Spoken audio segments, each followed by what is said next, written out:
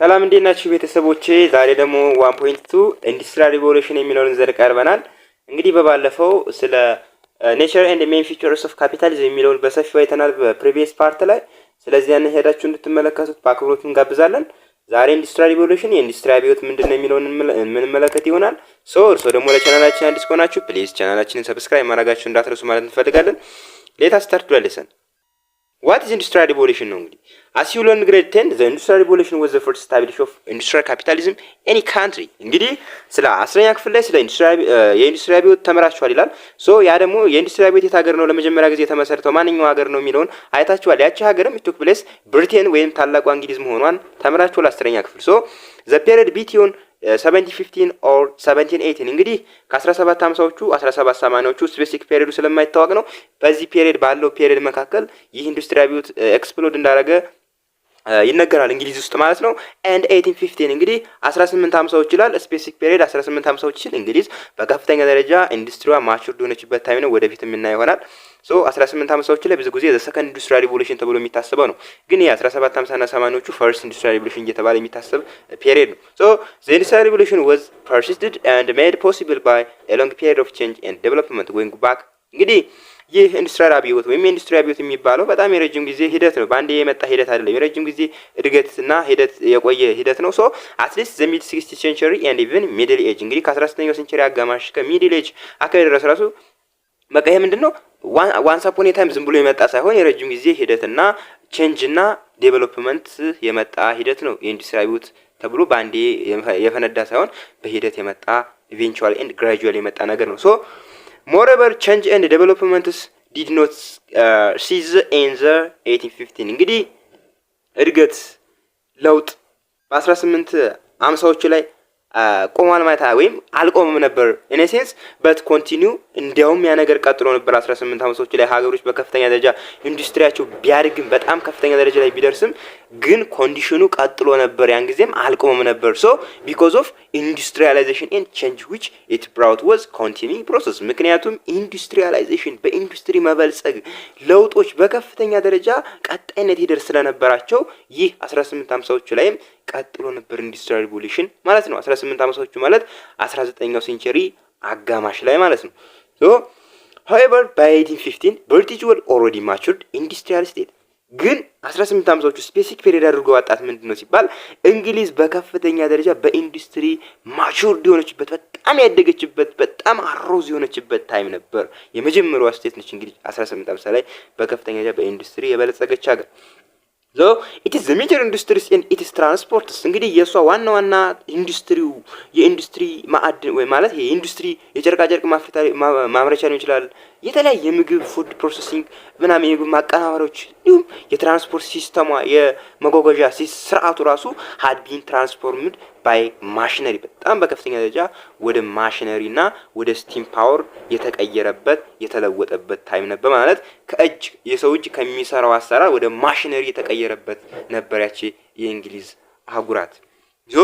The industrial revolution meant that industrial production is a major industries was transformed so as far greater and cheaper production was possible than ever before እንግዲህ ኢንዱስትሪ አብዮት ምንድነው? የኢንዱስትሪያል ሪቮሉሽን የሚባለው ምን ማለት ነው ሲባል it is a means that industrial production በቃ የኢንዱስትሪ ምርቶች ገበያውን የተቆጣጠሩበት ታይም ነው። በጣም ሜጀር የሚባለው ኢንዱስትሪዎች በተከፍተኛ ደረጃ ምርት እየተመረተ የመጣበት ያም በጣም ርካሽ የሆነ ምርት በከፍተኛ ደረጃ የቀረበበት ታይም ነበር ያን ጊዜ። ዛን ኤቨር ቢፎር አሁን ቀደም ከዛ በፊት ከነበረው በከፍተኛ ደረጃ ምርት ማለት ከዛ በፊት የነበረው በጣም ከፍተኛ የሆነ የምርት እጥረት አለ። ምርቶች በጣም ውድ ናቸው። ግን አሁን ግን የኢንዱስትሪያል ሪቮሉሽን ከመጣ በኋላ በጣም ቺፐር በጣም ርካሽ የሆነ ምርት መመረት የነበረበት በብዛት ምርቶች እየተመረቱበት የመጣበት ታይም ነበር። this cheap mass production እንግዲህ ይህ ርካሽ በጣም ብዙ ምርት was achieved by interconnecting organizational and technological change እንግዲህ ይህ በምንድነው ሊሳካ የቻለው ሲባል እርስ በርሳቸው ኦርጋናይዜሽንና ቴክኖሎጂካል ቼንጁ አንድ ላይ ጥምረት መፍጠራቸው ኢንተርኮኔክት ማድረጋቸው ለዚህ አብቆታ ማለት ነው። ቴክኖሎጂው እየተለወጠ መንጣቱ እንደው ምርቶች ወደ አንድ ኦርጋናይዝድ እየሆኑ ሲመጡ በቃ ሁሉም ያሰራር ሂደቱ ኦርጋናይዝድ እየሆነ ማለት እየተደራጀ በቃ በተደራጀ መልክ ስለሆነ ምርቶች የሚቀርቡት በዛ ደግሞ ቴክኖሎጂው የታገዘ ስለሆነ ለዚህ ብዙ ምርት እንዲመረት አስተዋጽኦ አድርጓል። this organizational and technological change were at the heart of industrial revolution እንግዲህ ይህ ኦርጋናይዜሽናል ቴክኖሎጂካል ቼንጁ በከፍተኛ ደረጃ ለኢንዱስትሪያል ሪቮሉሽን it is a major it is a core በጣም የልብ ስር ማለት ኢንዱስትሪው በጣም በከፍተኛ እንዲበለጽግ ከፍተኛ የሆነ ሚና ነበረው ኦርጋናይዜሽናል ቴክኖሎጂካል ቼንጁ። so there was change from dispersed production small units እንግዲህ ምርቶቹ during ancient time ሊሆን ይችላል በጣም dispersed የሆኑት በጣም ምንድነው ይሄ ስርጭት በጣም የዛዛ ቦታ የትም የምናገኛቸው ምርቶች ስሞል ዩኒት የነበሩ ምርቶች አንድ ዘ ኦልድ ፑቲንግ ሲስተም እንግዲህ በዛ ኦልድ በነበረው ስርዓት ውስጥ የነበሩት ምርቶች ወደ አዲስ ፋክቶሪ ሲስተም ሲመጡ ግን this is industrial revolution ወደ industrial revolution እንዲመጣ አድርጓል ማለት በጣም ዲስፐረስ የሆኑ ምርቶች በቃ በአነስተኛ መንገድ የሚመረቱ ምርቶች በአነስተኛ ሁኔታ የሚመረቱ ምርቶች ወደ አዲስ ፋክቶሪ ሲስተም አንድ በማድረግ ብዙ ምርት እንዲመረት ይሄ ኦርጋናይዜሽናል ቴክኖሎጂካል ቼንጁ አስተዋጽኦ ነበረው። አንደር ዘ ኒው ፋክተሪ ሲስተም በዚህ አዲስ ባለው ስርዓት በዚህ በአዲስ በኢንዱስትሪያል ፕሮዳክሽን በኢንዱስትሪ ምርት ውስጥ ግን was concentrated a large units this means the factories which employed many workers ደግሞ በዛ ኢንዱስትሪያል ፕሮዳክት ያምርት በኢንዱስትሪ ሲመረት በከፍተኛ ደረጃ በጣም ብዙ ሰራተኞችን በፋብሪካ ውስጥ የያዘ ነው። each factory እያንዳንዱ ፋክተሪ በጣም ብዙ ሰራተኛን አቅፎ ይገኝ ነበር ማለት ነው። የፋክተሪ ደግሞ so the industrial capitalists owned the factory and built the machinery in the factory እንግዲህ ኢንዱስትሪያል ካፒታሊስቱ ማለት ያ የኢንዱስትሪው ባለቤት የራሱን የቻለ የፋክተሪው ባለቤት ነው። እንዲሁ ደግሞ በዛ ፋክተሪ ውስጥ የተለያየ ማሽነሪ ቢልት የማድረግ መብት አለው ማለት ነው ያ የፋክተሪው ባለቤት so the power unit which operate the machinery the raw material processed the factory and finished product እንግዲህ ምን አይነት ፓወር ነበረው በዛ ማሽኑ ሲባል የተለያዩ እቃዎችን አስገብቶ ማለት የተለያዩ እቃዎችን አስገብቶ ራው ማቴሪያሎችን ጥሬ እቃዎችን አስገብቶ ከዛ ፕሮሰስ አድርጎ እዛ ፋክተሪ ውስጥ ፊኒሽድ የሆኑ ምርቶችን ማምረትም ይችል ነበር ማለት ነው። አሁን እንደ ኤግዛምፕል ስንዴ ቢሆን የሆነ ፋብሪካ የስንዴ ፋብሪካ ቢፈልግ የዳቦ ለማምረት ይፈልግ ከዛ የስንዴ ከገበያው ወይም ተገበሬው ከፋርመሩ ይገዛል ያ ራው ማቴሪያሉን ይገዛ ማለት ነው።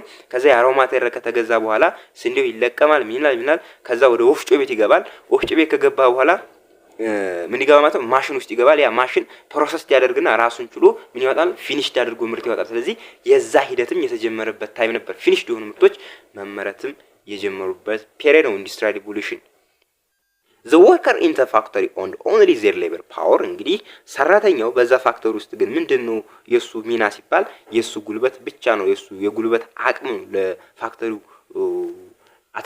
ኮንትሪቢዩት የሚያደርገው so which they sold to the factory owner from many ways ስለዚህ ለዛ ፋክተሪ ኦነር የሱን ጉልበት በቀን ገቢ ወይም በወር ገቢ በሳለሪ መልክ ይለውጣል ማለት ነው። ሰራተኛው ሌበሩ ነው የሱ ካፒታሉ so the wage workers in the factory were hired and dismissed እንግዲህ የቀን ገቢ የሚከፈለው ሰራተኛ በዛ ፋብሪካ ውስጥ የነበረው ሰራተኛ hired and እንግዲህ የመቅጠርም የማባረርም ስልጣን ያለው as the wheel of industrial capital የዛ የኢንዱስትሪ ባለቤት ነው ማለት ነው። እሱ ሰራተኛን የመቅጠር ያለ መቅጠር ሰራተኛን የማባረር ያለ ማባረር ገንዘብ የመጨመር ያለ መጨመር መብቱ የማን ነው የተጠበቀ ሆኖ የነበረው የኢንዱስትሪያል ካፒታሊስት ወይም የባለ ሀብቱ መደብ ነበር። so the factory system and the power operated machinery which meant the factory system holds several elements እንግዲህ እነኛ የፋክተሪ ሲስተም ማለት በፋብሪካ ውስጥ ምርቶች መመረታቸው በማሽነሪ አቅም በማሽን የታገዘ ምርቶች መመረታቸው ለዛ ፋክተሪ ባለቤት በከፍተኛ ደረጃ ወይም የተለያየ ጥቅም ወይም አድቫንቴጅ ነበረው ለፋክተሪ ኦነር ወይም ለፋክተሪ ባለቤቱ ምን ማለት ነው the factory system was more productive እንግዲህ በፋክተሪ ውስጥ የሚመረቱ ምርቶች በጣም ምርታማ ናቸው። ይህ ማለት ምንድነው it is enable far more production በጣም ብዙ ምርትን በአነስተኛ ወጪ በትንሽ ጊዜ በአነስተኛ ወጪ በጣም ብዙ ምርት ማምረት ስለሚችሉ ይህ ለነኛ ለፋክተሪ ኦነሮች በጣም አድቫንቴጅ ነበር። ሌላው the factory system was therefore more profitable provide እንግዲህ በዛ ፋክተሪ ውስጥ የሚመረቱ ምርቶች በጣም ትርፋማ ናቸው means goods which were produced could be sold ስለዚህ እነኛ ምርቶች በቀላሉ የመሸጥ ማለት ምርቶቹ በጥራት ስለሆነ እዛ ፋብሪካ ውስጥ የሚመረቱት ያም ለነኛ ለፋክተሪ ኦነሮች በጣም ትርፋማ አድርጓቸው ነበር። by 1815 the factory system was dominant in major industries በ1850ዎቹ ቅድም እንዳለው እንግሊዝ በከፍተኛ ደረጃ ማቹርድ የሆነችበት በኢንዱስትሪ የበለጸገችበት ታይም ነው ብለናል። በዚያን during that period በእንግሊዝ ውስጥ የፋክተሪ ሲስተም በበላይነት የተቆጣጠረበት ታይም ነበር ማለት ነው የእንግሊዝን ምጣኔ ሀብት። ሶ ስፔሻሊ ዘ ኮተን ቴክስታይል ኢንዱስትሪ በተለይ ደግሞ የጨርቃ ጨርቅ ማምረቻ ኢንዱስትሪዎች ላንካሸር የምትባል በሰሜን ምዕራብ ኢንግላንድ ውስጥ ይሄ ደግሞ በበላይነት ኢንዱስትሪውን ተቆጣጥሮ የነበረው ሲስተም ነበር ይሄ ኮተን ቴክስታይል ኢንዱስትሪው። ስለዚህ እንግሊዝ በከፍተኛ ደረጃ ፋክተሪ ሲስተሙ ላይ ዶሚናንት የነበረበት ታይም 18 ዓመቶቹ ለእንግሊዝ ኢት ኢዝ ቬሪ ዩኒክ ፔሪየድ ነች ማለት ነው እቺ ዘመን። ሶ ስሞል ወርክሾፕስ ኤንድ ፑቲንግ አውት ሲስተም ስቲል ሰርቫይቭድ። እንግዲህ አነስተኛ የነበሩ የስራ ቦታዎች እንደ ደግሞ በኦልዱ ሲስተም ውስጥ ይሰሩ የነበሩ ስርዓቶች በዛን ጊዜ ግን የተሻለ ራሳቸውን ሰርቫይቭ ማድረግ ራሳቸውን ከዚያ በዛ ሲስተም ውስጥ ማቆየት ይችላል ነበር ይላል። በዛ በጣም ብዙ ኢንዱስትሪ ባለበት ሲስተም ውስጥ ግን ቀስ በቀስ ያ ነገር ግን ብሎ ፎርካስት አደረገ በት ዘ ፊውቸር ቢሎንግ ቱ ዘ ፋክተሪ ሲስተም። እንግዲህ ወደፊት ግን እነኛ በአነስተኛ ስራ ውስጥ የሚሰሩ ሰዎች በዚህ የበላይነት መቀራመቱ ወይም የኢንዱስትሪ ምርቶች በእነዚህ የበላይነት ማንጣታቸው አይቀርም ብሎ ፎርካስት ያደርጋል። ግን እነዚያ ሲስተሞች በዚያም በጣም በከፍተኛ ደረጃ ዶሚናንት ቢሆንም አነስተኛ የሚባሉ የስራ ቦታዎች ራሳቸውን ሰርቫይቭ ማድረግ ችለው ነበር ብሎ አሰብሽን ይሰጣል እዚህ ጋር። ሶ ማሽን ኢን ዘ ፋክተሪ ሪፕሌስ ኦር ኮምፕሊመንትድ ወርክ ደን ባይ ሃንድ ዊዝ ሁማን ስትሪንግስ ኤንድ ስኪልስ።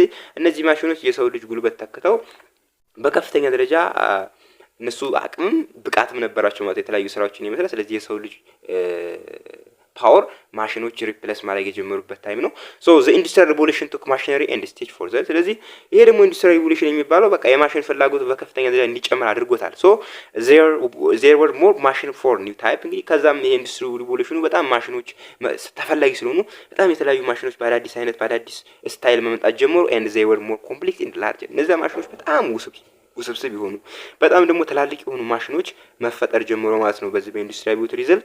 ሶ ዘ ሳይዝ ኤንድ ዘ ኤክስፐንስ ኦፍ ማሽነሪ ኢን ዘ ኢንዱስትሪ ሪቮሉሽን ሜንት ዘ ባይ ዘ ሌት 18th ሴንቸሪ ትሩሊ ኢምፕሎይመንት ኦፍ ዚስ ማሽን ሪኳየርድ ኢንዱስትሪያል ካፒታሊዝም። እንግዲህ በጣም በሳይዝም በኤክስፐንስም እነዚህ በኢንዱስትሪ ሪቮሉሽን ጊዜ ሲከሰት 1850ዎቹ ማገባደጃ አካባቢ ላይ እነዚህ ማሽኖች በስራ ላይ መዋል የጀመሩበት ታይም ነበር። በጣም ካፒታሊስት ይሄ የሰራተኛ ማለት ያሰሪው መደብም እነዚህ ማሽኖች እየፈለገበት የመጣበት ታይም ነበር። ፋክተሪ ሲስተሙ በዚያ በቃ በማሽን ሪኳየርድ በቃ ማሽንን መፈለግ የተጀመረ ምን ማለት ነው? በማሽን ከሆነ በጣም ሎ ኮስት በሆነ ዋጋ በጣም በአነስተኛ ወጪ በጣም ብዙ ምርት መምረት ስለሚቻል እነዚህ ማሽኖች ተፈላጊነታቸው ጨመረ ማለት ነው። ሶ ዘ ኒው ማሽንስ ኢን ዘ ፋክተሪ ኤንድ ኤልሲዌር ኢምፕሎይድ ኢንአኒሜት ፓወር። እንግዲህ አዳዲስ ማሽኖች አዳዲስ ፋክተሪዎች ውስጥ መገጠም ተጀመረ። እነዚህ ማሽኖች ደግሞ ምን አይነት ነበር ሲባሉ ኢንአኒሜት የሆነ ፓወር ነበር ማለት ግዑዝ ነበሩ። ናቹራሊ በቃ ደከመኝ ሰለቸኝ አይሉም ነበር እነዚያ በቃ ኢንአኒሜት ማለት ግዑዝ የሆነ ኃይል ነው ያላቸው ደግሞ እነዚያ ማሽኖች። ሶ ኢንአኒሜት ፓወር ፍሮም ዋተር ኤንድ ፍሮም ዊንድስ ሃዝ ቢን ዩዝድ ሲንስ። እንግዲህ ይህ ግዑዝ ኃይል ደግሞ ከየት ነው የሚገኘው ሲባል ከውሃ እንዲሁም ደግሞ ከነፋስ ይጠቀሙ ነበር። መቼ? ከሚድል ኤጅ አካባቢ መካከለኛው ዘመን ጀምሮ በዚህ ነበር የሚጠቀሙት። ኦር ኢን ኬዝ ኦፍ ሼሊንግ ሺፕ ሲንስ አንሸንት ታይም ጊዜ ዊንድን እና ዋተርን ነበር የሚጠቀሙ ሰው ሃኤቨር አስ ኢኮኖሚ ኤክስፓንድ ግን ያው ኢኮኖሚው እየሰፋ ሲመጣ ለውጦች እየመጡ ሲመጡ ኤንድ ዊች ኢንዱስትሪ ኒድ ፎርም ኦፍ ፓወር ግሬተር ዛን ዋተር። እንግዲህ ኢንዱስትሪ የምንፈልገው ማለት ከውሃ በለጥ ያለ ፓወር ያለው አቅም ያለው ነገር መፈለግ ተጀመረ። ሶ ዋተር ኩድ ቢ ፕሮቫይድ ኤንድ ሞር ፍሌክሲብል ዛን ዋተር ፓወር። ስለዚህ ከውሃ በጣም የተሻለው በጣም ፍሌክሲብል የሆነ ተለዋዋጭ የሆነ በጣም ምንድነው ራሱን የሚያዘምን ፓወርን መፈለግ ተጀመረ ማለት ነው። ኒው ፎርም ኦፍ ፓወር ኬም ቱ ዩዝ ስቲም ፓወር። እንግዲህ አዲስ ፓወር መጣ። ምን የሚባል ፓወር ማለት ነው? ምን መጠቀም ተጀመረ?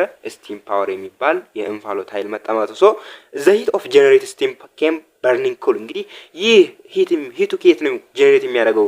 ስቲሙ ማለት እንፋሎቱ ከየት ነው? በጣም እንፋሎት እንዲወጣ የሚያደርገው ምንድነው ሲባል የተለያዩ ከሰሎችን ሲቀጣጠሉ ያ ሙቀቱ እየተነነ ሲመጣ ያ ነገር በከፍተኛ ደረጃ ፓወር ይሰጥ ነበር። ሶ which Britain was cheap and abundant። በዚህ ደግሞ እንግሊዝ በጣም ርካሽና በጣም የበለጸገች በጣም የታደለች ገጸ ምድር ያላት ምድር ነበረች during that period። So the first commercially viable steam engine was concentrated by Newcomen around 705-709። እንግዲህ በጣም አዋጭ ለመጀመሪያ ጊዜ ኮሜርሻሊ ቫያብል የሆነው አዋጭ የሆነው የእንፋሎት ኃይል በማን ነው ኮንስትራክተር የተደረገው ሲባል ኒውካመን በሚባል በ1705 እና በ1709 በዚህ ቢትዊን ዚስ ፔሪድ በዚህ መካከል ባለው ፔሪድ ውስጥ በጣም ምቹ የሚባል ለንግድ አዋጭ የሆነ ስቲም ፓወርን ገንብቶ ነበር ይሰው። but it could be only be used to pump chiefly mining ግን ይሄ ደግሞ ድክመት ያለበት ወይም ድራባኩ ምንድነው ሲባል መስራት የሚችለው ቺፍሊ በዋነኝነት ደረጃ ማይኒንጎችን በፓምፕ ውስጥ ያ ሞቃቱ እየሄደ ማዕድንትን ለማውጣት ብቻ ነበር የሚጠቅመው። ሶ ጄምስ ዋት ሌላ ደግሞ ያው ላይፍ እንዲህ ነው የሚቀጥለው ማለት አንዱ እንደ ሲል አንዱ እያሻሻለ የሚመጣው። ሶ ሌላ ደግሞ መጣ ጄምስ ዋት የሚባል ሰው 1783 ከ1784 በነበረው ታይም ነው ይሄም ሜድ ስቲም ኢንጂን የሚባል which is more powerful and more economically it is fuel and adapted to operate machinery እንግዲህ በጣም ጠንከር ያለ ከዚያ ከኒው ካሚን ከሰራው ጠንከር ያለ በጣም ደግሞ ኢኮኖሚካሊ በጣም ምቹ የሆነ ፊውልን የሚጠቀም እንዲሁም ከማንኛውም ማሽነሪ ጋር ራሱን አዳፕት አድርጎ የሚያቀጥል የሚችል መስራት የሚችል ፓወር ይዞ መጣ በፋክተሪ ሲስተም ውስጥ ማለት ነው። ሶ ይሄ ደግሞ በጣም የተሻለ ነው ማለት ነው። ሶ from 1718 more and more factory adopt steam power እንግዲህ 1780ዎች ላይ በጣም በይበልጥና በይበልጥ ፋክተሪዎች ይህንን ስቲም ፓወርን አዶፕት እያደረጉ እየሰሩበት የመጡበት ታይም ነበር። ስቲም ፓወር was also applied to land transport ይህ ስቲም ፓወር የሚባለው ሌላ የት ላይ ተግባራዊ ተደርጓል ሲባል ምድር ባቡር ላይ ምድር ላንድ ትራንስፖርት ላይ ሬልዌይ ምድር ባቡር ላይ አፕላይ ተደርጎ ነበር። ይህ ፓወሩ ምን አይነት እንግዲህ እንደሚገርም አስቡት። so the first modern railway was operated entirely by steam locomotive and carried passenger as well as flight እንግዲህ የመጀመሪያው ዘመናዊ የምድር ባቡርም በዚህ በስቲም ሎኮሞቲቭ አማካኝነት ስራ ላይ የዋለበት ታይም ነበር። ይሄ ደግሞ በቃ ራሱን የቻለ ተጓዦችን የሚይዞ እቃዎችንም ጭኖ መሄድ የቻለበት ታይም ነበር። ሶ ዘ ሊቨርፑል ኤንድ ማንቸስተር ሬልዌይ was open 1860 እንግዲህ ይህን ተከትሎ ሊቨርፑል እና ማንቸስተር የሚባለው በእንግሊዝ ውስጥ የሚገኙ ከተሞች ናቸው። በ1730ዎቹ ይህ የምድር ባቡር አፕላይ ተደርጎ በዚያ ቦታዎች ላይ ተከፈተ ማለት ነው። በ1815 እንግዲህ 1850ዎች ላይ ለእንግሊዝ በጣም ልዩ ፔሪየድ ነው ብያቸዋለሁ። a network of railway connected all important places in Britain እንግዲህ ይህ የባቡር ኔትወርኩ በይነመረቡ ሁሉንም የሚባሉ የእንግሊዝ ዋና ዋና ቦታዎችን አገናኝቶ ነበር ማለት ነው። ቀጣይ የምንገባው ክቡራትና ክቡራን የዩቲዩብ ቻናላችን ቤተሰቦች ፖለቲክስ ፖለቲካል ኤንድ ሶሺዮ ኢኮኖሚክ ኮንሲኩዌንስ ኦፍ ኢንዱስትሪያል ሪቮሉሽን እንግዲህ ስለ ኢንዱስትሪያል ሪቮሉሽን በሰፊው አለን። አሁን ፖለቲካ ላይ ምጣኔ ሀብት ላይ ይቅርታ ፖለቲካ ላይ ሶሻሊ ማህበራዊ ኢኮኖሚካሊ ምጣኔ ሀብታዊ ላይ ምን አይነት አስተዋጽኦ ምን አይነት ኮንሲኩዌንስ ምን አይነት ሪዘልት አመጣ የኢንዱስትሪያል ሪቮሉሽን የሚለውን አሁን የምናይ ይሆናል። ፈተና ላይ የማይቀሩ ፓርቶች ናቸው እነዚህ። ቺፕ ማስ ፕሮዳክሽን was one of the future of industrial revolution አሁን መገለጫው ምንድነው? during this period during that industrial revolution period በጣም ከፍተኛ የሆነ ምርት በጣም ርካሽ የሆነ ምርት የተመረተበት ታይም ነበር። ያን ይሄ ደግሞ የኢንዱስትሪያል ሪቮሉሽን አንዱ መገለጫ ነው ይላል። so the basic economic problem in industrial state was no longer scarcity of commodity እንግዲህ ዋና ቤዚክ ኢኮኖሚክ ፕሮብሌም የነበረው ከዚያ በፊት ስካርሲቲ ኦፍ ኮሞዲቲ ነው። ግን ከኢንዱስትሪያል ሪቮሉሽን በኋላ ግን ዋና ኢኮኖሚ የምጣኔ ሀብት ችግር የነበረው ምንድነው ሲባል እነዚያ ኢንዱስትሪያል ስቴትስ በኢንዱስትሪ በጣም ማቹርድ የሆኑ ሀገሮች ላይ የምርት እጥረት አለመከሰቱ ነበር፣ ገዢ መጥፋቱ ነበር ዋና ችግር የነበረው ይላል። so instead the main problem become over production and በቃ በዚያ የምርት እጥረት አልነበረም during that period so instead እንደውም የነበረው ምንድነው ይላል the main problem የነበረው become over production and consequently difficult of selling the commodity በከፍተኛ ደረጃ ምርቶች መመረታቸው ይህ ደግሞ ለመሸጥ አስቸጋሪ የሆነ ኮንዲሽን ነበር during that period so many poor people meant limited demand እንግዲህ አብዛኞቹ ደሃ ማህበረሰቦች የተገደበ ዲማንድ ነው ያላቸው ለነኛ ለሚመረቱ ምርቶች።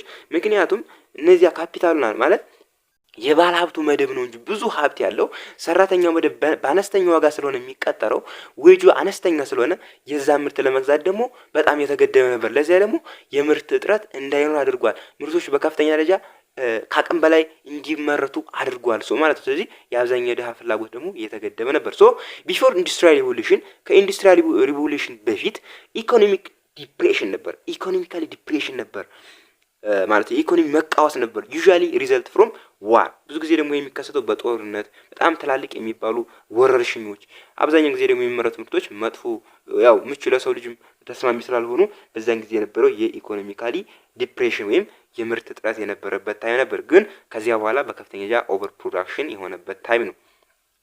from the industrial revolution onward ከኢንዱስትሪያል ሪቮሉሽን በኋላ however normal case of economic እንግዲህ ኖርማል የሚባለው ኢኮኖሚክ ፕሮብሌም ምንድነው ሲባል ኢኮኖሚክ ዲፕሬሽን ምንድነው ሲባል ኦቨር ፕሮዳክሽን ኬዝ ባይ ላክ ኦፍ በጣም ከፍተኛ የሆነ ከፍተኛ የሆነ ምርት መመረት ነው። ያ ደግሞ የበቂ የሆነ ኢፌክቲቭ የሆነ ዲማንድ አለመኖሩ ለዚህ ችግር አስከትሏል። ግን ከዛ በፊት ኢኮኖሚክ ዲፕሬሽን ነው፣ ስካርሲቲ ኦፍ ፕሮዳክሽን ነበር የነበረው ከኢንዱስትሪያል ሪቮሉሽን በፊት። ከኢንዱስትሪያል ሪቮሉሽን በኋላ ግን በከፍተኛ ደረጃ ምርቶች የተመረቱበት። ከዛ ደግሞ ዋና ችግሩ ምንድን ነበር ደግሞ ሲባል የምርት ወይም የፈላጊ አለመኖር ዋና ችግሩ ነበር። ኢንዱስትሪያል ሪቮሉሽን ሜድ ዘ አግሪካልቸራል ሴክተር አድቫንስድ ካንትሪስ ለስ ዶሚናንት። እንግዲህ ይሄ ኢንዱስትሪያል ሪቮሉሽን በከፍተኛ ደረጃ በልጽጓል ወይም ማቹርድ የሆነ ነው ስንል በግብርና ደግሞ ከፍተኛ ደረጃ ላይ በግብርናን አተኩሮ የሚሰሩ ሀገሮች ነበሩ። እነዚያ ላይ ብዙም ዶሚናንት አልነበረም ይላል፣ ብዙም የበላይነት አልነበረም ይሄ ኢንዱስትሪያል ሪቮሉሽን። ሶ ፒፕል ትራንስፖርት ቱ አዘር ሴክተር ኢኮኖሚካሊ ኤንድ ኢንቨስትመንትስ ፕሮዳክሽን ኢን አዘር ሴክተር ኢንክሪዝ። ስለዚህ አግሪካልቸሩን ሰው እየለቀቀ ወዴት ማመራመት ወደ ሌላ ኢኮኖሚ፣ ወደ ሌላ ምጣኔ ሀብታዊ እንቅስቃሴ፣ ወደ ሌላ ኢንቨስት ወደሚያደርጉ ተቋማቶች እንዲሁ ደግሞ ወደ ሌላ ሴክተር መቀየር ተጀመረ ማለት ነው። ህዝቡ አግሪካልቸሩን እየለቀቀ ማለት ነው። ሶ ስራውት 19th ሴንቸሪ ኢን 20th ሴንቸሪ አድቫንስድ ኢኮኖሚክ ሃድ ፌሊንግ ፐርሰንቴጅ ኦፍ ዜር ፖፑሌሽን ሊቪንግ ሩራል ኤሪያ። እንግዲህ ሙሉ በሚባል ደረጃ 19 እና 20ኛው ሴንቸሪ አካባቢ ላይ ሀገሮች በጣም በኢኮኖሚካሊ ራሳቸውን ለማሻሻል ሲሉ በገጠር የሚኖረው ማህበረሰብ ገበሬው ማህበረሰብ ቁጥሩ ቀንሶ ነበር ይላል። በዛ እንትን የሚለው ለምንድን ነው ሲባል ኢምፕሎይድ ኢን አግሪካልቸር አግሪካልቸር ላይ የሚሳተፈው ማህበረሰብ ቁጥሩ ቀንሶ ነበር። ምንድነው ማለት ነው? ወደ ከተማ አካባቢ ሰው እየፈለሰ ሲመጣ፣ ወደ ኢንዱስትሪ ወደ በዛበት አካባቢ ሲመጣ በዛ በገጠር የሚኖረው ማህበረሰብ ዲክሪዝ አድርጎ ነበር። ሶ ኔቨርዘለስ ዲስፓይት ዘ ዲክሪዝ ኦፍ ፐርሰንቴጅ እንግዲህ ያው ህዝቡ ቀንሷል ምናምን ብንል ምንም እንኳን የሆነ ህዝቡ ቢቀንስም ፖፑሌሽን ሊቪንግ ሩራል ኤሪያ ማለት ነው በገጠር አካባቢ የሚኖረው ማህበረሰብ ኤንድ ኢንጌጅ አግሪካልቸራል ኢን ሞር አድቫንስድ ካንትሪስ አግሪካልቸር ፕሮዳክቲቪቲ ኢንክሪዝ ሶ ፊወር ፒፕል ኢንጌጅድ አግሪካልቸራል ፕሮዲውስ ሞር ፉድ። እንግዲህ ቁጥር ቀንሷል፣ በጣም በገጠሩ ማህበረሰብ የሚኖር ቁጥር ቀንሷል፣ በግብርናው ላይ የሚሳተፈው ማህበረሰብ ቀንሷል ብንልም ግን ይሄ የአግሪካልቸራል ምርቱ አነስተኛ የሆኑ ሰዎች ቢሆኑ የሚሳተፉት ምርቱ ግን በከፍተኛ ደረጃ ለምርት አቅርቦት በጣም በብዛት ይቀርብ ነበር ይላል። ሶ ኢን ዚስ ዌይ አግሪካልቸር ኩድ ሰፖርት ላርጀር ሀርባል ፖፑሌሽን። እንግዲህ አግሪካልቸር ደግሞ የሚባለው አሁንም ኢትዮጵያ ውስጥ እንደምታውቁት በከፍተኛ ደረጃ በጣም ብዙ ማህበረሰብን የሚመግብ ነው ይሄ አግሪካልቸር ኤንድ ሞር ፒፕል ሁ ዌር ኖት ኢንጌጅ ነገር። እንግዲህ በጣም ብዙ ማህበረሰብ በአግሪካልቸር ውስጥ ግን ባይሳተፍም በጣም ብዙ ህዝብን በጣም ብዙ ማህበረሰብን የሚመግብ ነው ይሄ አግሪካልቸር የሚባለው። ሶ አግሪካልቸራል ፕሮዳክቲቪቲ ሃዝ ኢንክሪዝ ኢን አድቫንስድ ካንትሪስ ቢኮዝ ኦፍ ስፕሪድ ኦፍ ቤተር ሜቶድ ኦፍ አግሪካልቸር። ስለዚህ ያው በጣም ብዙ ሳይሳተፍ ምናምን ብንል ግን የግብርና ምርቱ በከፍተኛ ደረጃ አድቫንስድ ሆኑ ማለት በግብርና ታዋቂ ሆኑ ሀገሮች ምርታቸው ጨምሮ ነበር። ለምንድን ነው የጨመረው ሲባል ቢኮዝ ኦፍ ስፒሪት ኦፍ ቤተር ሜቶድ ኦፍ አግሪካልቸር፣ በጣም የተሻሻለ በጣም ምርጥ የሚባሉ የአሰራር ዘዴዎች መምጣታቸው ነው ሌላው ግብርናውን እንዲሻሻል ያደረገው። ሶ በቃ አነስተኛ የሚባለው ማለት በትራክተር ማስመጣ የተለያዩ ፈርቲላይዘሮች ሲመጡ ምን ሲሉ ብዙ ሰውን ባይኖር ብዙ ሰውን ባይሳተፍ እዛ ላይ በጣም ወጪ ቆጣቢ በጣም ጉልበት ቆጣቢ ስለሆነ ምርቱን ቢያውልክ እንዲያድግ ያደረገው ደግሞ በተለያየ መንገድ የአግሪካልቸር አመራር ስነ ዘዴው መቀየሩ ነው ማለት ነው። ሶ ኢን 19 and 20 ሴንቸሪ 19ኛው እና 20ኛው ሴንቸሪ አካባቢ ላይ ሳይንስ ወዝ አፕላይድ ቱ ኢንክሪዚንግ አግሪካልቸር። ሳይንስ በከፍተኛ ደረጃ እየተተገበረ የነበረው ግብርና ላይ ነበር፣ የግብርና ምርት ማሳደጊያ ማሻሻያ ላይ ነበር። ኤንድ ፎር ኤግዛምፕል ለምሳሌ ዲቨሎፕመንት ኦፍ አርቲፊሻል ፈርቲላይዘር፣ አሁን ማዳበሪያ የምንጠራው በጣም በከፍተኛ የኢትዮጵያ ሕዝብ የሚፈልገው ይሄ አርቲፊሻል ፈርቲላይዘር እና ፔስቲሳይድ ጸረ አረሞች ወይም እነዚህ ጸረ ተባይ የተለያዩ አረሞችን የሚገሉ የተለያዩ በሽታዎችን የሚያጠፉ መድኃኒቶች መንጣታቸው ደግሞ ግብርናው በከፍተኛ ደረጃ እንዲያድግ አድርጎታል። በ20ኛው ሴንቸሪ እና በ19ኛው እና በ20ኛው ሴንቸሪ ደግሞ ሳይንስ በከፍተኛ ደረጃ ግብርና ላይም አፕላይድ ማድረጉ ለዚህ ከፍተኛ የሆነ አስተዋጽኦ ነበራቸው። The Industrial Revolution has created to shift from countryside to the town and cities። ያው ኢንዱስትሪ ሪቮሉሽን ግን በከፍተኛ ደረጃ ጨምሮ ነበር። ይህ ማለት ነው ከገጠር ወደ ከተማ ያለው ፍልሰት በከፍተኛ ጨምሮ ነበር ማለት ነው። ከተማ ላይ ስለሆነ በጣም ብዙ ስራ ይገኛል ተብሎ የሚታሰበው ሰው ግብርናውን እየለቀቀ ወደ ከተማ ሲገባ የተሻለ ኑሮ ቤተር የሆነ ላይፍ ስታይል ለመፈለግ ስለሆነ በከፍተኛ ግን ፍሰቱ ጨምሮ ነበር። ሞር ፕሮዳክቲቪቲ አግሪካልቸራል ኩድ ፊድ ዚስ ላርጅ ሀርባል ፖፑሌሽን። እንግዲህ በጣም ይሄ ደግሞ የሚመረተው ምርት ደግሞ የከተማው ማህበረሰብ ከተሜውን የሚመግበው ግን ግብርና ነበር ይላል። ፖፑሌሽን ኤክስፓንድ ራፒድሊ ኢን ብሪቴን ኤንድ አዘር ኢንዱስትሪያላይዝድ ካንትሪስ ቱ ዌስተርን።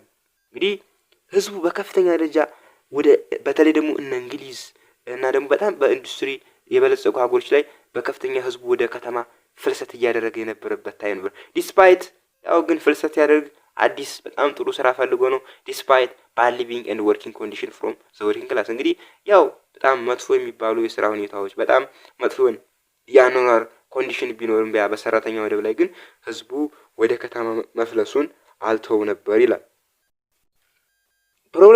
probably the main reason from this population growth were that more food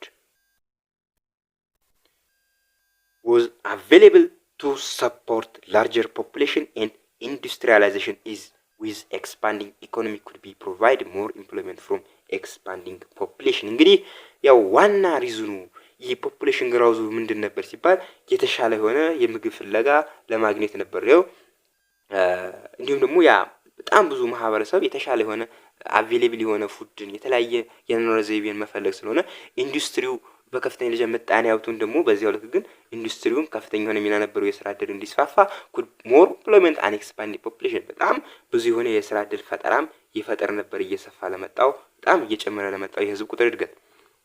as a result of industrial revolution እንግዲህ በዚህ ኢንዱስትሪያል ሪቮሉሽን ምክንያት በዚህ ሪዘልት ምንድነው ውጤቱ ሲባል a new class system developed with more class consciousness than ever before በጣም ከፍተኛ አዳዲስ የሆነ የስራ ማለት የክላስ ክፍፍል የመጣበና የነበር ከዚህ በፊት ከነበረው በጣም በይበልጥ ያው የሰራተኛው መደብና ያሰሪው መደብ የሚል በጣም ብዙ ሰፊ ጋፕ ያለው ኮንዲሽን አስከትሏል። ይሄ ኢንዱስትሪያል ሪቮሉሽን a large industry capitalist class was added to the existing bourgeoisie of merchant እንግዲህ በጣም ላርጅ ኢንዱስትሪያል ክላሶች የሚባሉት ካፒታሊስት ክላስ የሚባሉት እንደምናውቃቸው እነሱ ላይ ደግሞ ሌሎች ተጨምሮ ማለት ነው። ቦርጂስ ማለት ባለሀብቱ መደብ የምንላቸው መርቻንቶች፣ ፕሮፌሽናሎች፣ ባንከሮች የሚባሉት እንደ አዲስ በጣም ሀብታሞችና በጣም ሞር በጣም አያሌ የሚባል ሀብት ያላቸው እዚህ ውስጥ እየተካተቱ ሲመጡ ይሄ ጋፑ እየሰፋ መጣ ማለት ነው።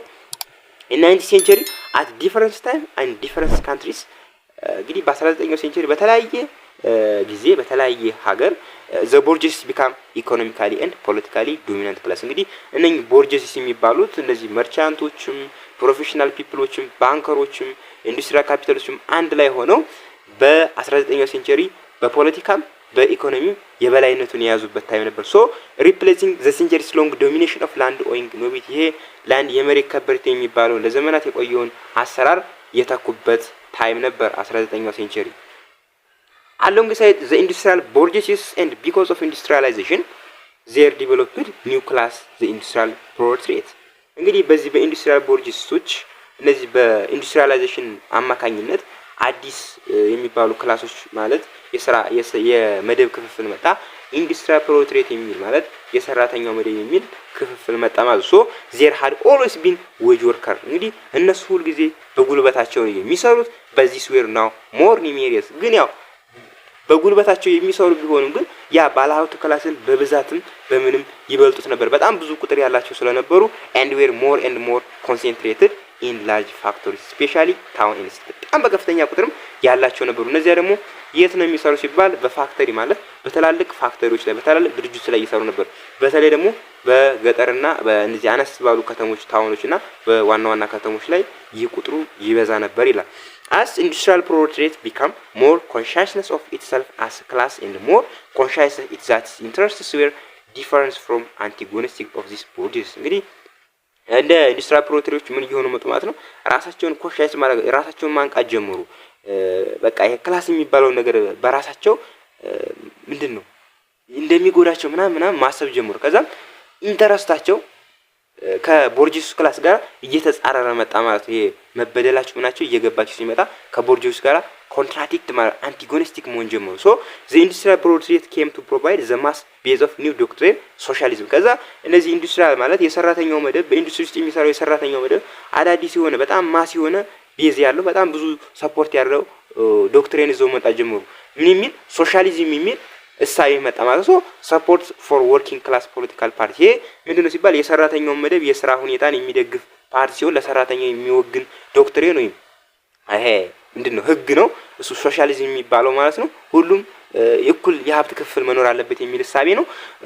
with socialist program governments and ruling classes were alarmed እንግዲህ ሶሻሊስት ፕሮግራም መንግስታቶች ሩሊንግ ክላሶች ራሳቸውን አራም መደረግ ማለት ማንቃት ጀመረ ማለት ነው። በከፍተኛ ደረጃ ሶሻሊዝም የሚባለው ደግሞ በ19ኛው ሴንቸሪ ላይ እድገቱ እየጎመራ መጣ ማለት። ስለዚህ መንግስታቶችም ገዢው ክላስም ያው ይህንን አሰራር የሚደግፍም አለ፣ ይህንን አሰራር ደግሞ አይ የሚቀውም አለ። በቃ አላርምድ እያነቃቸው መጣ ማለት ራሳቸው እያነቃቸው መጣ ማለት እነዚህ መንግስታቶችም ኢንዱስትሪያላይዜሽን ኢንክሪዝ ኔሽን ዌልዝ ኦቨር ዚስ ቨሪ አንኢቨንሊ ዲስትሪቢዩት። እንግዲህ ኢንዱስትሪያላይዜሽን የሚባለው የሀገሮችን ወልዝ በከፍተኛ ደረጃ ቢጨምርም እንኳን ዲስ ቬሪ አንኢቨንሊ ዲስትሪቢዩት፣ ይህ ግን የሀብት ክፍፍል በጣም ያልተመጣጠነ ነበር ይላል። ምን ማለት ነው? ቻይና እና ኢትዮጵያ ማለት አሜሪካና ብሪቴን ቢሆኑ ግን ጊዜያት ፔሪድ ነው እንደ ኤግዛምፕል። ግን እነሱ የሚሰሩት ስራ ሀገሮቹ ያላቸው የሀብት ክፍፍል ግን ብዙም አንኢቨንሊ ያልታወቀ የሀብት ክፍፍል ፈጥሮ ነበር ይላል። ያው ለሀገሮች እድገትም ቢሆንም ሀብትን ቢያጋብሱም ግን አንኢቨንሊ ዲስትሪቢዩት የተደረገ ሀብት ክፍፍል ነበር። ፍሮም አባውት 1815 ከ1850ዎቹ አካባቢ ላይ ኢንዱስትሪው ቴክኖሎጂው ሳይንሱ ዌር አፕላይድ አርሚስ እና ናቪስ በጣም በከፍተኛ ደረጃ አፕላይ እየተደገበረ ያለው ጦርና ባህር ኃይል ላይ ነበር ይላል። ሶ ዚስ ሚንስ ይህ ማለት ነው ዛት ኦልሬዲ ኤግዚስቲንግ ጋፕ ኢን ዘ ፓወር ቢትዊን ዌስተርን ስቴት ኤንድ ነን ዌስተርን ስቴት ቢካም ቢገር ዛን ኤቨር ቢፎር። እንግዲህ ቀድሞም አለመግባባት የነበረው ቀድሞም ክፍተት የነበረው በምዕራቡና በምዕራባውያን ባልሆኑ ሀገሮች መካከል የነበረው ልዩነት እየሰፋ መጥቶ ከዚህ በፊት ከነበረው ስፋቱ እየጨመረ መጣ ማለት ነው። እነዚያ ነን ዌስተርን ስቴቶች የሚባሉት ያው በኢንዱስትሪ ብዙ ያልበለጸጉ ናቸው። እነዚያ ደግሞ ዌስተርን ስቴቶች በጣም በኢንዱስትሪ የበለጸጉ ናቸው። ስለዚህ ጋፑ እየሰፋ መጣ ይላል። ሶ ዚስ ሚንስ ክላሽ ኦፍ ኢንተረስት፣ ይህ ምን አመጣ ማለት ነው? የጥቅም ግጭት ክላሽ ኦፍ ኢንተረስት ማምጣት ጀመረ። የጥቅም ግጭት ማለት ነው። ኤንድ ኮንፍሮንቴሽን፣ ከዛም ቀስ በቀስ ወደ ጦርነት ማምራት ተጀመረ። ቢትዊን ዌስተርን ስቴት ኤንድ ነን ዌስተርን ስቴት፣ በምዕራባውያንና ምዕራባውያን ባልሆኑ ሀገሮች ክላሽ ኦፍ ኢንተረስት እያስከሰተ መጣ ማለት ነው። አርሚና ናቪ ላይ መተግበሩ ይህ አንዱ ድራውባክ ነው። ኮንፍሊክት ኩድ ቢ ሪዞልቭድ ሞር ኢዝሊ ባይ ዌስተርን ስቴት ዩዚንግ ሚሊተሪ ኦር። እንግዲህ ግጭቶች ሲከሰቱ በተለይ በዚህ በምዕራቦች ላይ በጣም ለነሱ ቀላል ነበር ነው ማለት ነው። በጣም ጠንካራ በጣም የፈረጠመ ስትሬንግዝ መስል ስላላቸው ይህ ደግሞ በወታደር ወይም በባህር ኃይል ነበር ወይም ሁለቱንም በመጠቀም ነበር ግጭቶችን መፍታት የሚፈቱት ማለት ነው። እነዚህ ሀገሮች ሌላው ሀገር ሲጣላቸው እዛ ሄደው በቃ ኮርኮም አድርገው መመለስ ብቻ ነው፣ ምንም ኃይል ስላላቸው ማለት ነው። ነን ዌስተርን የሆኑ ስቴቶች ላይ በዚህ መንገድ ግጭት ሲፈጠር ሪዞልቭ ያደርጉ ነበር ማለት ነው እነዚህ ኢንዱስትሪያላይዜሽን የሆኑ ሀገሮች። ሞሮቨር ዘ ግሮዝ ኦፍ ኢንዱስትሪ ኤንድ ኤክስፓንሽን ኦፍ ዌስተርን ኢኮኖሚ ኢን ጀነራል ሚንት ዛት ዌስተርን ስቴት ቢካም ሞር ኢንተረስትድ ነን ዌስተርን ኤሪያ of the world than before as resource raw material and as market export or potential market። ስለዚህ አውሮፓያኖች ኢንዱስትሪያቸው እየተስፋፋ ሲመጣ፣ ኢንዱስትሪያቸው በጣም እያደገ ሲመጣ፣ ኤክስፓንድ እየሆነ ሲመጣ የምዕራቡ ኢኮኖሚ ሙሉ በሙሉ ማለት ጀመረ ማለት ነው። የዌስተርን ስቴቶች አዳዲስ የሆነ ፍላጎት ማለት በጣም ሞር ሆነ ኢንተረስት እያመጡ መጡ። ወዴት ላይ ማለት በጣም ኢንተረስታቸው እየጨመረ መጣ። ወደ ነን ዌስተር ወደ እነዚህ ወደ አፍሪካ፣ ላቲን አሜሪካ ወደ የሚባሉ ሀገሮች ማለት ነው። ወደ እነሱ ወደ ኤሲያ ሀገሮች ላይ በከፍተኛ ምንድነው ፍላጎታቸው እየጨመረ መጣ። ምን ይላል? ዛን ኤቨር ቢፎር ከዚህ ቀደም ከነበረው ማለት ነው። ሶ አስርሱ ለምንድን ነው ፍላጎታቸው እየጨመረ የመጣው ሲባል የጥሬ ዕቃ ፍላጎት እየጨመረ መጣ። ጥሬ ዕቃ ለማግኘት ለኢንዱስትሪያቸው እንዲሁም ደግሞ በዚያ በአውሮፓ ላይ እንግዲህ ምንም የገቢ ማለት የሚገዛ ማለት ኢፌክቲቭ ሆነ ዲማንድ የለም ብለናል። ሶ የነሱንም ገበያ ደግሞ የማርኬት በጣም ጥሩ አዋጭ የሆነ ማርኬት ፍለጋ አውሮፓኖች ፍላጎታቸው እየጨመረ መጣ። ሶ ኦልሶ ስቲም ሺፕስ ሬልዌይስ ኤንድ ኤሌክትሪክ ቴሌግራፍ ኢምፕሩቭ ትራንስፖርት ኤንድ ኮሚኒኬሽን ኤንድ ታይቱ ዘ ወርልድ ሞር። እንግዲህ የትራንስፖርት መሻሻል፣ የኮሚኒኬሽን መሻሻል፣ የተለያየ ሬሎዎች በቃ ሀገሮች ከሀገሮች ኮኔክት ማድረጋቸው እየጨመረ ሲመጣ ዓለም ወደ አንድ መንጣቷ ሲመጣ በጣም ዓለም ወደ አንድ ማለት ሞር ክሎዝሊ ቱጌዘር እየሆነች በመምጣቷ ደግሞ ይሄም አንዱ ዲስአድቫንቴጅ ነበር ማለት ሶ ከዚህ በፊት ከነበረው ዓለም በከፍተኛ ደረጃ ምን እያደረገች ነው ማለት ነው። በትራንስፖርትም በኮሚኒኬሽንም ዓለም ወደ አንድ መንጣቷ ይህ ደግሞ አውሮፓኖች ፍላጎታቸው እንዲጨምር አድርጓል። ሶ ዘ ፍሮም ሰርድ ኳርተር ኦፍ 19th ሴንቸሪ እንግዲህ 19ኛው ሴንቸሪ የሩብ ዓመት አካባቢ ላይ ዘ ወርልድ ቢካም ኢንክሪዚንግሊ ዋን ሲንግል ኢንተግሬትድ ካፒታሊስት ወርልድ ኢኮኖሚ ዓለም አንድ ወደ በጣም ተዋህዳ ነበር። ምን የሚል በካፒታሊስት ኢኮኖሚ በካፒታሊስት በሚባል የኢኮኖሚ ስርዓት ዓለም ወደ ሲንግል የመጣችበት ታይ ነበር ይላል ኳርተር ኦፍ 19th ሴንቸሪ ላይ። So the result all of this changes was imperialism of the late 19th century። እንግዲህ ይህ ሁሉ ክስተት ወዴት አመራ ሲባል ሪዘልቱ ምን ሆነ ሲባል ኢምፔሪያሊዝም ቅኝ ግዛት የሚባለውን እሳቤ ያመጣ ማለት ነው። ከ19ኛው ሴንቸሪ ማገባደጃ አካባቢ ላይ ይህ እየመጣ መጣ ማለት ነው። ሀገሮች ቅኝ ግዛት መያዝ ጀመሩ። ዚስ ሚንስ ዘ ኤክስፓንዲንግ ኤንድ አስክሬት ድራይቭ ፎር ኮሎኒያል አኩዚሽን በጣም በከፍተኛ ደረጃ እየተስፋፋ በጣም በከፍተኛ አስክሬት እየሆነ መጣ። ምን ቅኝ ግዛት መያዝ ማለት ነው። ኢምፔሪያሊዝም ማለት ያ ነው። ኮሎናይዜሽን ኤንድ ስፒር ኦፍ ኢንፍሉዌንስ በከፍተኛ ደረጃ የኢንዱስትሪያል ሀገሮች ተጽዕኗቸው ጫፍ እስከ ጫፍ ዓለምን የነካ እየሆነበት የመጣበት ታይም ነበር። ሶ ሃኤቨር ዘ ኤርሊስት ኢንዱስትሪያል ሪቮሉሽን ኤንድ ስፒሪት ኦፍ ኢንዱስትሪያላይዜሽን ሃድ ላይድ ግራዱ ፍሮም ሌት 19th ሴንቸሪ ኢምፔሪያሊዝም እንግዲህ 19th ሴንቸሪ ማገባደጃ ማለት ማብቂያ አካባቢ ላይ ነው የመጣው ይሄ ቅኝ ግዛት መያዙ ኢምፔሪያሊዝም የሚባለው ሲባል ግን ቀድሞም የነበረው የኢንዱስትሪ አብዮት እንዲሁም ደግሞ ኢንዱስትሪያላይዜሽን መስፋፋቱ ነው ለዚያ ማለት 19th ሴንቸሪ ማብቂያ አካባቢ ላይ ለነበረው ቅኝ ግዛት ለኢምፔሪያሊዝም ማቆጥቆጥ ያም ከፍተኛ የሆነ መሰረት ጥሎ ነበር ይላል። ይሄ ኢንዱስትሪውና በኢንዱስትሪ ኤክስፓንድ መሆናቸው ነው ወደዚህ እንዲያመራ ያደረጋቸው። ሶ ኢን ፋክት ቨሪ ላርጅ አኮሴሽን ኮሎኒያል ቴሪቶሪስ ቱክ ፕሌስ 19th ሴንቸሪ ቢፎር ዋት ኢዝ ዩዥዋሊ ኮልድ ኤጅ ኦፍ ኢምፔሪያሊዝም። እንግዲህ በጣም ከፍተኛ የሆነ ግዛትን የሚያዝ ኮንዲሽን ምን በመባል መጠራት ተጀመረ? ኤጅ ኦፍ የቅኝ ግዛት ዘመን በመባል በ19ኛው ሴንቸሪ የነበረው የቅኝ ግዛት መያዝ ሲስተም ይህ የሚባል መጠሪያ ሰጥቶ ነበር። ኤጅ ኦፍ ኢምፔሪያሊዝም ቢጊኒንግ አራውንድ 1855 ኦር 1819 እንግዲህ ይሄው ቅድም እንዳልኳቸው ማለት ነው ኳርተር ኦፍ 19th ሴንቸሪ ማለት 19ኛው ሴንቸሪ ግማሽ ሩብ ዓመት አካባቢ ላይ ሲባል ያው ሊያበቃ 1885 አካባቢ ወይም 1890ዎቹ አካባቢ ላይ ይሄ የጀመረው የቅኝ ግዛት አያያዝ ሲስተሙ ፋይናሊ ኢንዱስትሪያል ሪቮሉሽን ሜድ ኢኮኖሚካሊ ሶሻሊ እንግዲህ ይሄ ኤጅ ኦፍ ኢምፔሪያሊዝም የሚባለው 1885 እና 1890ዎች ላይ በከፍተኛ ደረጃ ቅኝ ግዛት መያዝ የተጀመረበት ታይም ይህ ፔሪድ ነበር። ፋይናሊ ዘ ኢንዱስትሪያል ሪቮሉሽን ሜድ ኢኮኖሚካሊ ሶሻሊ ኤንድ ካልቸራሊ ቼንጅ ፋስተር ዛን ኤቨር ቢፎር እንግዲህ በመጨረሻ ይሄ ኢንዱስትሪ አብዮት ወዴት አመራ ሲባል በምጣኔ ሀብትም በባህልም በማህበራዊ ሁኔታም በከፍተኛ ደረጃ ለውጦች አስከትሎ ነበር ማለት ሶ ዛን ኤቨር ባን እንግዲህ ከዚህ ቀደም የነበረው ያው ብዙ ጊዜ ለውጥ የለም ያው ምርቶችን ብዙ የሉም ማስ ፕሮዳክሽን የለም ብለናል ኢኮኖሚክ ዲፕሬሽን ነበር ግን ያው ኢንዱስትሪው እያደገ ሲመጣ ሀገሮች ከሀገሮች ኢንተርኮኔክት እያደረጉ ሲመጣ በምጣኔ ሀብትም በማህበራዊም ባህልም ያለው ኤክስቼንጅ እየጨመረ መጣ ማለት ነው ከዚህ ቀደም ከነበረው ሶ ዛት ቼንጅ ቢካም ነው ስለዚህ ያ ነገር ግን ለውጡ ምን እየሆነ መጣው ኖርማል በቃ የተለመደ እየሆነ ለውጦቹ ሲመጡ በቃ የተለመደ እየሆነበት የመጣበት ታይም ነበር እንደ ኖርም እየሆነበት መጥቷል ማለት ነው ለውጥና በኢኮኖሚም በሶሻልም በካልቸር የነበረው ለውጥ ከዚህ ቀደም ከነበረው በጣም የተፋጠነበት ይህ ለውጥ ደግሞ ኖርም በቃ የተለመደ ለውጥ ሆኖ ነበር ይላል። ቀጣይ የምንመለከተው ክቡራትና ክቡራን የቻናላችን ቤተሰቦች ናሽናሊዝም የሚለውን ይሆናል። አይ ቲንክ እንደገባችሁ ተስፋ አደርጋለሁ። እርሶ ደግሞ ለቻናላችን ሁሌም እንደምለው አዲስ ከሆናችሁ ቻናላችን ሰብስክራይብ ማድረጋችሁን፣ ላይክ፣ ሼር፣ ኮሜንት ማድረጋችሁን እንዳትረሱ ማለት ፈልጋለሁ። በቀጣይ የምንገኘው ናሽናሊዝም የሚለውን ይሆናል። በቀጣይ እስከምንገናኝ ሰላም ቆዩ።